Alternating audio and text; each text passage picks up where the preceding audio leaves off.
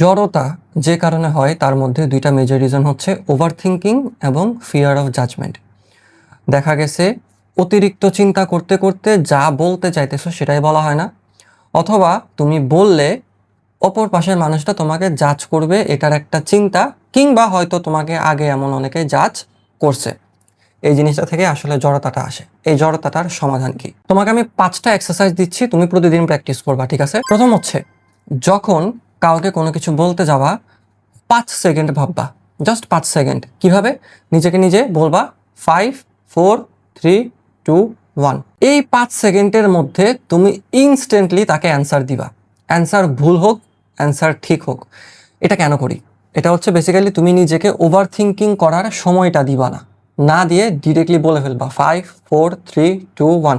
আচ্ছা, এটা x Y জি যেটা আসে। সেকেন্ড প্র্যাকটিসটা হচ্ছে প্রতিদিন একটা আনকমফোর্টেবল জিনিস করবা। তোমার কারোর সাথে কথা বলতে ভালো লাগে না, সাহস করে জাস্ট গিয়ে একটা ছোট্ট হেল্প চাও। মানুষের সাথে কথা বলা শুরু করার ওয়ে হইলো তার কাছে একদম ইজিয়েস্ট একটা হেল্প চাওয়া। ফর এক্সাম্পল, আমি যদি অপরিচিত কারোর সাথে দেখা করতে চাই বা কথা বলতে চাই, আমি তার কাছে গিয়ে ছোট্ট একটা আইডিয়া চাইবো। ফর এক্সাম্পল, আমি ক্যান্টিনে কারোর সাথে কথা বলতে চাচ্ছি, আমি জানি ক্যান্টিনে কোন খাবার ভালো কোন খাবার খারাপ, স্টিল আমি তাকে গিয়ে জিজ্ঞেস করি যে আচ্ছা ভাইয়া, এখানে ক্যান্টিনে কোন খাবারটা ওর্দি, টাকা অনুসারে খাইলে উসুল হয়। এই কাজটা করতে করতে ভাই আমার জড়তা অনেক কমে গেছে। কিছুদিন আগে হঠাৎ করে র্যান্ডমলি কয়েকজন ভাই ব্রাদার ছবি তুলতেছিল, তো আমি দেখতেছিলাম যে ওখানে যিনি সিকিউরিটি গার্ড ছিল তাকে দিয়ে ছবি তোলাচ্ছেন। তো আমি হঠাৎ করে বলছি যে ভাই, আমি কি আপনাকে ছবি তুলে দিব? উনি বলছে হ্যাঁ ভাই প্লিজ একটু দেন। খুবই ক্যাজুয়ালি। এটা আমার প্র্যাকটিস, আমি এভাবে আমার জড়তা কাটাই and it works. 3 number exercise হচ্ছে আয়নার সামনে কথা বলা। দেখো, তুমি বাসায় একা একা যখন কথা বলবা, তোমার আম্মু ভাববে যে আমার ছেলে তো পাগল হয়ে গেছে, আমার মেয়ের তো মাথা খারাপই হয়ে গেছে।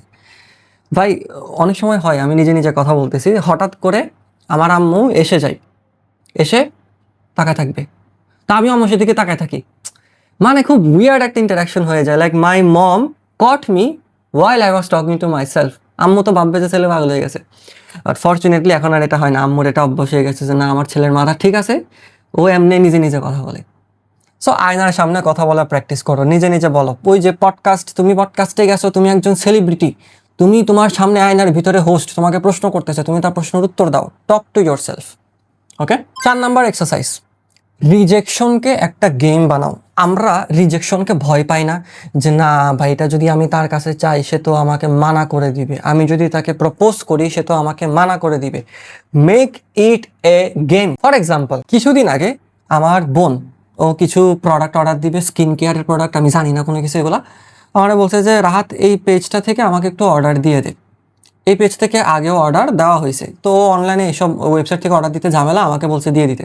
আমি ওয়েবসাইটে কি করছি, পেজে গেছি, গিয়া বলতেছি যে ভাইয়া, আমি তো আপনাদের পুরানা কাস্টমার, রিপিটেটিভ কাস্টমার, এই মুহূর্তে কি আমার জন্য কোনো ডিসকাউন্ট অ্যাভেল করা যাবে কিনা, অ্যাভেলেবল আছে কিনা।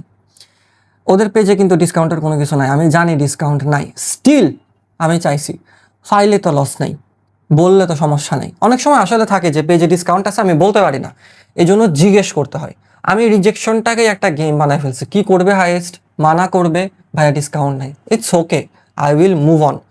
So make rejection a game. রিক্সা ভাড়া নেওয়া রিজেকশন, ডেক পাতিল কিনতে গেছো রিজেকশন, বাজার করতে গেছো রিজেকশন। যত বেশি রিজেকশন খাবা, তোমার জড়তা তত তাড়াতাড়ি কেটে যাবে। এবং 5th অ্যান্ড সর্বশেষ এক্সারসাইজ হচ্ছে, ভাই আল্লাহর ওয়াস্তে আমি 100 বার বলি, মোবাইলটা নিয়ে একটু নিজেকে ভিডিও করো।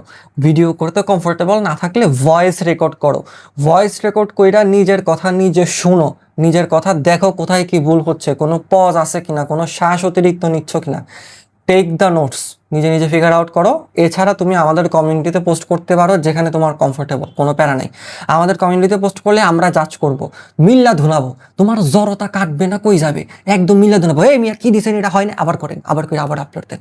আমরাই ভালোবাসবো, আমরাই ধুনাবো, ঠিক আছে? ভাইয়ার দেওয়া আইডিয়াগুলো যদি তোমার ভালো লাগে তাহলে সাবস্ক্রাইব করবা না, করলে 10 টাকা জরিমানা। এই এক্সারসাইজগুলো কিভাবে প্র্যাকটিস করতে পারো এখন আমি তোমাদের সেটা বলবো।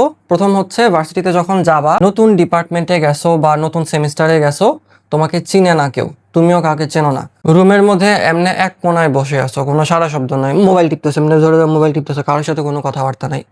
এটা করবা না। ইনস্টেড র্যান্ডমলি কারোর সাথে যাও, গিয়ে জিজ্ঞেস করো যে তুমি কোন ডিপার্টমেন্ট থেকে আসছো, বা তোমার মেজর কি, বা তোমার একাডেমিক কি, বা তোমার কি কি পছন্দ হয়। আমার নাম রাহাত, পরিচয় হতে আসছি, তুমি কোথায় থাকো, কি নিয়ে পড়াশোনা করতেছো, র্যান্ডম শিট, যা মন চায় তুমি জিজ্ঞেস করো।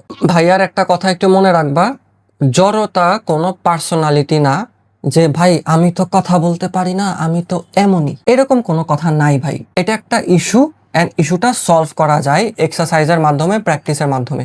কখনো নিজেকে কমফোর্ট জোনে আটকায় ফেলবো না যে আমি তো এমনই। তুমি এমন না, it's a part of your current situation, and এটা চেঞ্জ করা যায়। মাথার ভেতর সবসময় এটা রাখবা যে ঠিক আছে, আমার মধ্যে এখন এই প্রবলেমটা আছে, কিন্তু এটা সলভ করা যাবে, আমি চেষ্টা করব এবং আমি পারবো। ঠিক আছে, ভালো থেকো, আল্লাহ হাফেজ, সাবস্ক্রাইব করো না।